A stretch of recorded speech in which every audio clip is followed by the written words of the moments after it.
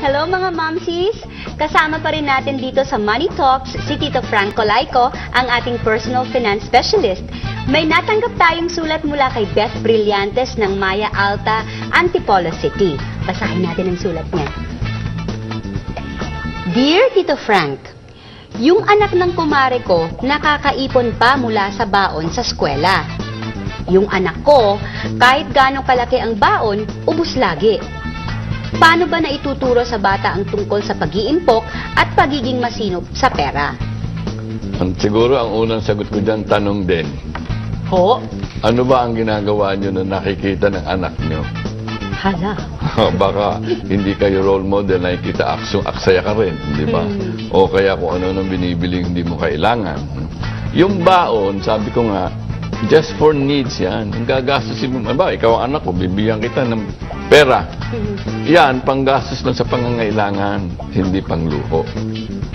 Okay. Ngayon, magulang ako, tinitignan kita, dapat bibigyan kita ng sistema ng reward and punishment. Di ba, pag ang bata magulo, pinapalo.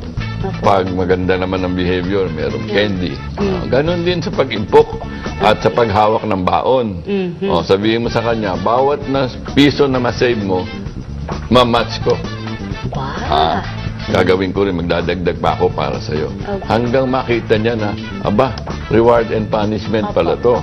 Pag kulang akong, pag sumobra ang gastos ko, kulang ang baon ko, gutom ako. So, pag maganda naman ang pagmamahala ako ng baon ko, meron akong savings, may extra pa ako sa nanay at tatay ko.